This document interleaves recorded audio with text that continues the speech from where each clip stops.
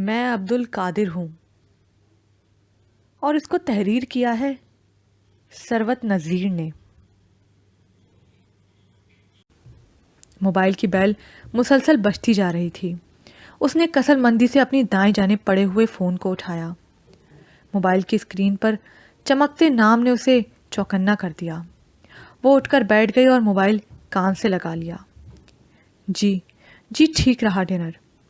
اتنی جلدی میں کیا کر سکتی ہوں؟ زرین جھنجھلا کر بولی۔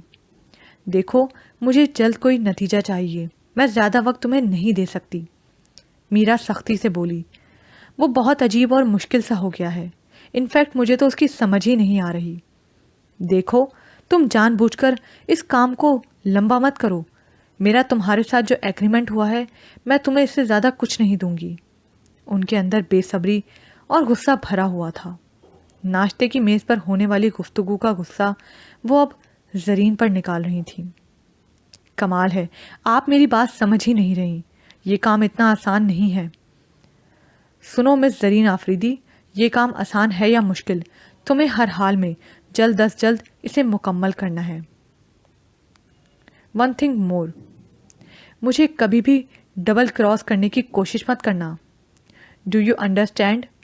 وہ تنفر سے بولی۔ مس صدیقی، آپ مجھے اس طرح آرڈر نہیں کر سکتی، آپ کا بیٹا کوئی نارمل انسان نہیں ہے، وہ پاگل اور جنونی ہے۔ You know he is made, مکمل پاگل ہے، اور آپ چاہتی ہیں کہ میں کوئی جادو کر کے اسے اپنا اسیر بنا لوں۔ زرین تنتنا کر بولی۔ دیکھو لڑکی، یہ نیا فلیٹ، نئی گاڑی، یہ سب کچھ اس پاگل کی وجہ سے تمہارے پاس ہے۔ اگر اپنی موجودہ حیثیت کو برقرار رکھنا چاہتی ہو تو تمہیں بہت ہوشیاری اور پھرتی سے سب کچھ جلد از جلد کرنا ہوگا۔ اس کے بعد تمہارے کینیڈا جانے کا سارا بندوبست ہو جائے گا۔ زرین کا سارا غصہ جھاگ کی طرح بیٹھ گیا۔ اس نے نفرت سے لائن کاٹ کر موبائل کمرے کے کونے میں اچھال دیا۔ کچھ دیر سر تھامے بیڈ پر بیٹھی رہی۔ میرا کے فون کا اثر تھوڑا زائل ہوا تو وہ بیڈ سے اتر کر کھڑی ہو گئی۔ اس نے ابھی تک کل رات والے کپڑے پہن رکھے تھے۔ فلیٹ پہنچ کر اس میں اتنی ہمت ہی نہ ہوئی کہ وہ کپڑے بدلتی۔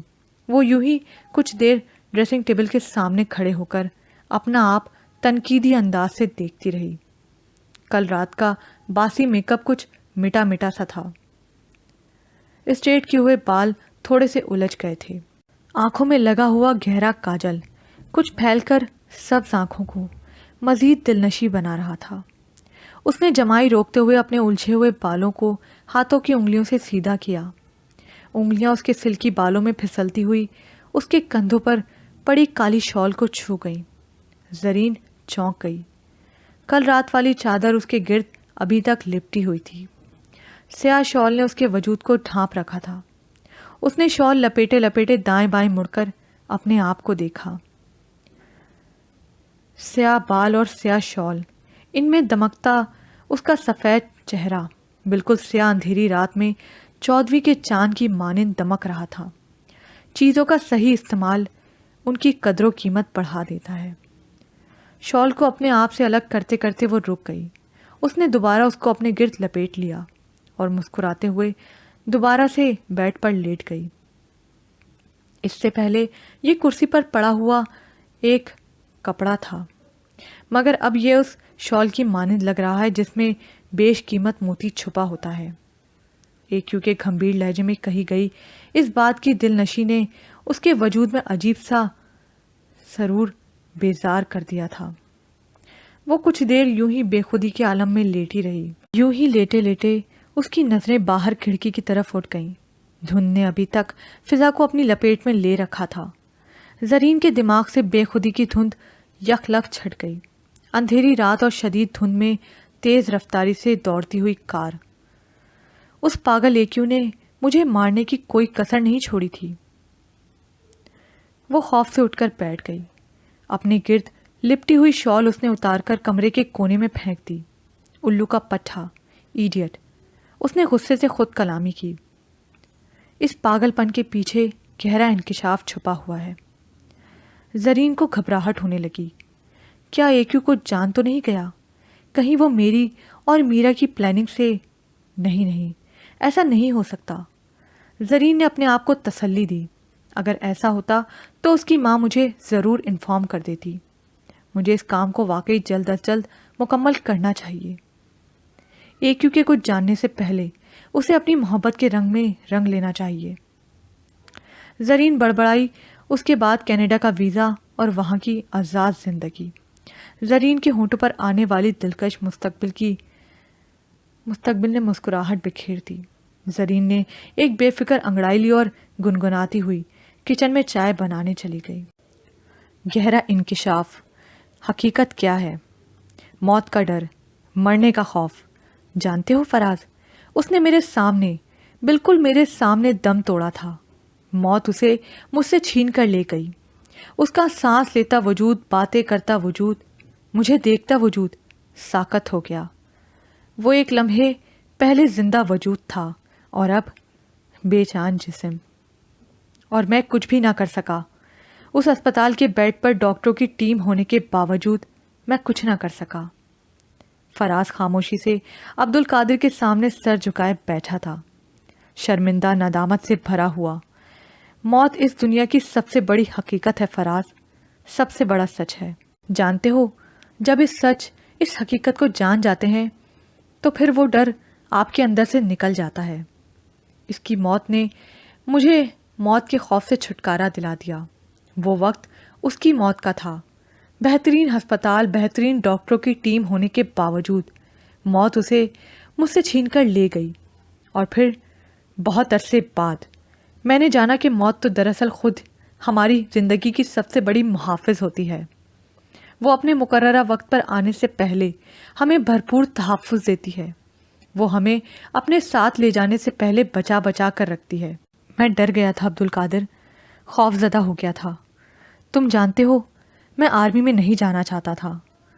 عبد القادر نے ایک نظر اس کی جانب دیکھا۔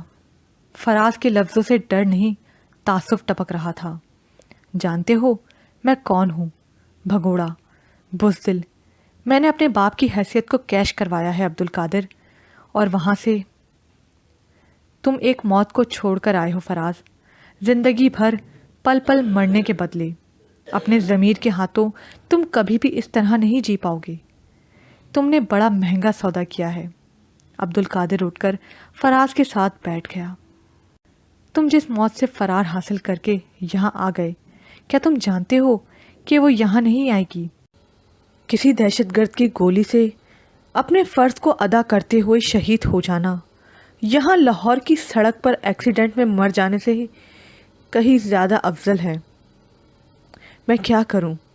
میں جب سے یہاں رکا ہوں ایک پل بھی سکون سے سو نہیں سکا۔ وہ اس لیے فراز کہ تمہارا ضمیر ابھی زندہ ہے، اور اگر تم ایک زندہ ضمیر کے ساتھ زندہ رہنا چاہتے ہو تو تم واپس چلے جاؤ، ابھی اتنی دیر نہیں ہوئی۔ عبد القادر نے ہمدردی سے فراز کے کندھے پر ہاتھ رکھ دیا۔ واپس چلا جاؤں؟ فراز نے استفہامیہ انداز میں عبد القادر سے پوچھا۔ ہاں بالکل، اور وہ جو کچھ لوگ کہتے ہیں کہ یہ غلط ہے، مسلمانوں کا مسلمانوں کے ہاتھ خون، یہ جنگ، یہ آپریشن، سب غلط ہے۔ کہیں میں کسی بے گناہ کے ساتھ زیادتی نہ کر جاؤں، میرے ہاتھوں سے، اگر اس کا ذمہ دار کون ہوگا؟ عبد القادر، تم تو دین کا علم مجھ سے زیادہ رکھتے ہو، بتاؤ۔ فراز، تمہاری اپنے یونٹ کو چھوڑ کر آنے کے پیچھے یہ وجہ نہیں تھی۔ تم موت سے بھاگ کر پناہ میں آئے تھے، اور جہاں تک اس جنگ کے صحیح یا غلط ہونے کا تعلق ہے، اس کا فیصلہ اپنے بڑوں کو کرنے دو۔ تم ایک سپاہی ہو فراز، ایک مجاہد۔ اس کا کام اپنے سپہ سالار کے فیصلے کو تسلیم کرنا ہوتا ہے۔ تم اس ڈیوٹی کو ادا کرنے کے پابند ہو جس کا حکم تمہیں بطور سپاہی دیا جاتا ہے۔ تم کو اپنے ملک کی، اپنے وطن کی حفاظت کرنا ہے۔ عبد القادر کے لہجے میں کچھ ایسا تھا کہ فراز متاثر ہوئے بغیر نہ رہ سکا۔ تم نے مجھے ساری عمر کی ندامت اور شرمساری سے بچا لیا عبد القادر، تھینک یو سو مچ۔ فراز اٹھ کر عبد القادر کے گلے لگ گیا۔ عبد القادر کو یوں لگا جیسے کوئی اندھیروں میں جاتا جاتا روشنی کی طرف پلٹ آیا ہے۔ تمہارے وجود، تمہارے انداز میں کوئی اندیکھی سی قوت ہے، ایک جادو ہے جو سننے والے کو سحر زدہ کر دیتا ہے۔ تم اب ویسے نہیں رہے جو برسوں پہلے میرے ساتھ کیڈٹ کالج میں تھے۔ تم بدل گئے ہو، ایک ایسے رنگ میں جو سب سے سچا، سب سے اٹل اور سب سے مستحکم رنگ ہوتا ہے۔ گھر کے مین ڈور کی سیڑھی پر کھڑا فراز عبد القادر کو اپنی گاڑی میں جاتا دیکھ رہا تھا اور سوچ رہا تھا۔ اس نے اپنے موبائل کی گھڑی پر نظر ڈالی، 4 بج رہے تھے۔ مجھے پیکنگ کرنی ہے، جلد نکلنا ہے، واپس پہنچنا ہے۔ فراز پھرتی سے اندر کی جانب مڑا۔ اس کے اندر ولولہ اور جوش تھا، بے خوفی تھی، اس کے قدموں میں مضبوطی تھی۔ اسے یوں لگا وہ پھر سے زندہ ہو گیا ہے۔ مجھے یقین تھا، پورا یقین تھا کہ آج تم آؤ گے۔ مولوی صاحب کی آواز میں بے پناہ مسرت چھپی ہوئی تھی۔ دروازے پر کھڑے عبد القادر کو آچھبا ہوا، کیونکہ وہ بالکل غیر ارادی طور پر بنا بتائے ان کے ہاں چلا آیا تھا۔ آؤ اندر آ جاؤ، مولوی صاحب نے اسے اندر آنے کا راستہ دیتے ہوئے کہا۔ وہ اندر داخل ہو گیا۔ گھر میں وہی خاموشی تھی جو پہلی دفعہ اس نے محسوس کی تھی، وہی مختصر سا صحن، وہی اس میں ایستادہ گھنا درخت اور اس کے نیچے بچھی ہوئی کرسیاں اور میز پر دھری کتابیں۔ وہ کرسی پر بیٹھ گیا۔ 1 منٹ رکو، میں ابھی آیا۔ مولوی صاحب صحن کے دائیں جانب بنے ہوئے چھوٹے سے کمرے میں داخل ہوئے اور فوراً ہی ہاتھ میں ٹرے پکڑے باہر نکل آئے۔ ٹرے میں 2 کپ چائے کے رکھے ہوئے تھے۔ انہوں نے خوشی سے تمتماتے چہرے کے ساتھ ٹرے میز پر رکھ دی۔ عبد القادر حیرت سے بھاپ اڑاتی چائے کے کپوں کو دیکھ رہا تھا۔ یہ چائے میں نے تمہارے لیے بنائی تھی، میں جانتا تھا کہ تم آؤ گے۔ مولوی صاحب نے کرسی پر بیٹھ کر چائے کا کپ عبد القادر کی جانب بڑھا دیا۔ آپ کو کیسے پتا چلا؟ حالانکہ میں خود بھی نہیں جانتا تھا کہ میں آج آپ سے ملنے آؤں گا یا نہیں۔ پھر آپ، بعض باتیں دل پر وہی کی طرح اترتی ہیں بیٹا۔ جیسے میں آج جانتا تھا کہ تم آؤ گے، اسی طرح جب فیض یہاں سے گیا تھا تو میں جانتا تھا کہ میں اب اسے دوبارہ نہیں دیکھ سکوں گا۔ ان کے الفاظ میں کس قدر سناٹا تھا کہ عبد القادر کو ان کے پورے وجود پہ کسی صحرا کا گمان ہونے لگا۔ فیض بتاتا تھا کہ آپ پڑھاتے ہیں دین کا علم، میں آپ سے سیکھنے آیا ہوں، آپ مجھے گائیڈ کریں گے؟ نہیں بیٹا، میں نے پڑھانا چھوڑ دیا ہے، بہت عرصہ ہوا، میں اب نہیں پڑھاتا۔ جب میں اپنی اولاد کی صحیح تربیت نہیں کر سکا، اس آزمائش پر پورا نہیں اتر سکا، تو اب میں اپنے آپ کو اس کا اہل نہیں سمجھتا دوسروں کی اصلاح کر سکوں، دوسروں کو تعلیم دوں۔ شاید میرے علم میں کچھ کمی تھی، میرے لفظوں میں اثر نہیں تھا جو میری اولاد کو مجھ سے، اسلام سے قریب نہ کر سکی۔ بس پھر میں نے چھوڑ دیا، پڑھانا چھوڑ دیا۔ میں ہر روز اس درخت کے نیچے کرسیاں رکھتا ہوں، میز سجاتا ہوں اور خود کو پڑھاتا ہوں۔ عبد القادر نے دیکھا ان کی آنکھوں میں ہلکی ہلکی نمی پھیلنے لگی تھی۔ انکل، آپ اپنے ساتھ زیادتی کر رہے ہیں، اور ان کے ساتھ بھی جو آپ کے وجود سے فیضیاب ہو سکتے تھے۔ آپ نے علم کو بانٹنا بند کر دیا، آپ نے لوگوں کو محروم کر دیا اس خزانے سے جو آپ کی ذات سے وابستہ تھا۔ مولوی صاحب نے چونک کر اس نوجوان کی طرف دیکھا۔ وہ بے حد وجیح شخصیت کا مالک تھا۔ سفید چہرے پر بہت چمکدار ترشی ہوئی داڑھی تھی۔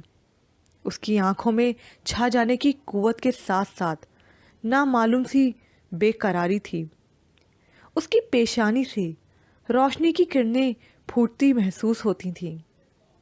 آپ کو اس صحن کو پھر سے آباد کرنا ہوگا۔ آپ کا وجود اس صحن میں لگے گھنے درخت کی مانند ہے، جس کی شاخیں گرمی میں جھلستے نجھال لوگوں پر شفقت کا سایہ کرتی ہیں۔ آپ کو مجھ سے وعدہ کرنا ہوگا، آپ کو پھر سے شعور اور آگاہی کو پھیلانا ہوگا۔ یہ بہت مشکل کام ہے بیٹا، میں اب اپنے اندر اتنی ہمت نہیں پاتا۔ مولوی صاحب تھکے ہوئے لہجے میں بولے، پھر انہوں نے نظریں اٹھا کر عبد القادر کی جانب دیکھا۔ لیکن میں جانتا ہوں کہ تمہارے اندر وہ صلاحیت ہے کہ تم دوسروں کی اصلاح کر سکو، انہیں نیکی، بھلائی اور خیر کی طرف بلا سکو۔ تم جیسے نوجوان اس معاشرے کو سدھار سکتے ہیں۔ ان کے اندر کا جذبہ و جوش لوگوں کو صحیح سیدھے راستے کی طرف رہنمائی کر سکتے ہیں، دین کا اصل فہم اور تعلیم لوگوں کو پہنچا سکتے ہیں۔ میں ابھی اپنے آپ کو اس قابل نہیں سمجھتا کہ لوگوں کی رہنمائی کر سکوں۔ میں بہت گناہ گار انسان ہوں انکل۔ نہیں، ایسا نہ کہو۔ تم جانتے ہو، جب تم میرے دروازے پر آئے تھے تو مجھے لگا کہ کوئی نیکی کا فرشتہ ہے جو میرے دروازے پر کھڑا ہے۔ توبہ انسان کو فرشتوں کی طرح معصوم بنا دیتی ہے۔ بس اب اپنے آپ کو ایسا بنائے رکھنا کہ بھٹکے ہوئے تمہیں دیکھ کر سیدھے راستے کی طرف گامزن ہو سکے۔ عبد القادر جانے کے لیے اٹھ کھڑا ہوا۔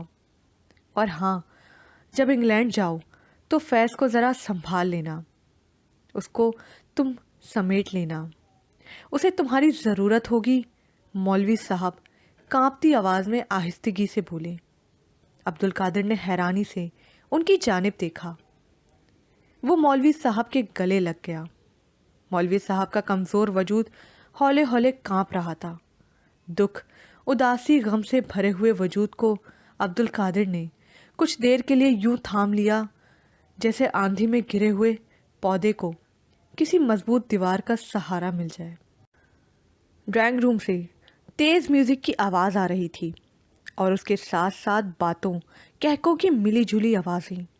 وہ بیڈ روم میں کھڑی اپنی تیاری کو فائنل ٹچ دے رہی تھی۔ آج اس نے میرا کا ڈیزائن کیا ہوا سفید شفون کا بے حد فٹنگ والا گاؤن پہن رکھا تھا۔ یہ گاؤن کمر سے بے حد تنگ اور پیروں کے پاس سے بے حد کھلا تھا۔ شفون کے کھلے کھلے بازو، گہرا گلا جس پر سفید موتیوں کا کام ہوا تھا۔ گلے میں اس نے موتیوں کی مالا پہن رکھی تھی۔ میرا نے خاص طور پر میک اپ کے لیے ایک ماہر بیوٹیشین کو بھیجا تھا۔ اس نے زرین کا میک اپ اس انداز سے کیا تھا کہ اس کے چہرے پر عجیب سی چمکدار ملائمت آ گئی تھی۔ نہ محسوس سی لپسٹک، مگر آنکھیں بہت کالی اور نمایاں تھیں۔ آج زرین نے بالوں کو سیدھا کرنے کے بجائے ان میں کرلز ڈلوائے تھے۔ پھر اس نے اونچی ہیل والی جوتی پہن لی۔ وہ معمول سے زیادہ لمبی لگ رہی تھی۔ زرین نے توصیفی انداز میں اپنے آپ کو دیکھا۔ اگر آج اس کے جسم پر 2 پر ہوتے تو یقیناً وہ ایک پری کی مانند لگتی، پاکیزہ، دل فریب، سفید پری۔ وہ ایک ادا سے ہیل پر گول گھومی، گاؤن کے گھیرے میں پانی کی لہروں کی مانند لہریں پیدا ہوئیں اور زرین کے رکنے پر اس کے گرد یہ لہریں لپٹنے لگیں۔ زرین نے ڈریسنگ ٹیبل سے جارجیو ارمینی کا اسپرے کیا اور کمرے سے باہر نکل آئی۔ آج اس نے اپنے برتھ ڈے پر وائٹ اور بلیک ڈریسنگ کی تھیم رکھی تھی۔ تمام لیڈیز سفید کپڑوں میں ملبوس ہو کر آنے والی تھیں اور تمام جینٹس بلیک ڈنر سوٹ میں۔ میرا نے یہ ساری برتھ ڈے پارٹی ارینج کی تھی۔ مس بیلا اینڈ کمپنی نے اس برتھ ڈے کی تمام پلاننگ کی تھی، کمرے کی سجاوٹ سے لے کر کھانے پینے کے تمام سامان تک۔ زرین نے ڈائننگ روم میں جھانکا۔ مستعد بیرے ڈائننگ ٹیبل پر سامان سیٹ کر رہے تھے۔ وہ نزاکت سے چلتی ہوئی ڈرائنگ روم میں داخل ہوئی۔ اس کے کافی دوست آ چکے تھے، کچھ تیز میوزک پر ڈانس کر رہے تھے اور کچھ ٹولیوں میں کھڑے خوش گپوں میں مصروف تھے۔ زرین نے آج کی پارٹی میں دوستوں کو بلانے میں خاص احتیاط سے کام لیا تھا۔ اس نے انہی دوستوں کو بلایا تھا جن سے اس کی دوستی ابھی 1-2 برس پرانی تھی۔ اس نے احتیاطاً احمر کو نہیں بلایا تھا جو اس کے اسکول اور کالج کا دوست تھا، اور آج کل لاہور میں ہی تھا۔ یہاں پر یہ پارٹ اختتام کو پہنچا۔ مزید پارٹ سننے کے لیے اردو ناول زبر پرائڈ کو لائک کیجیے، سبسکرائب کیجیے، شیئر کیجیے، کمنٹ کرنا مت بھولیے گا۔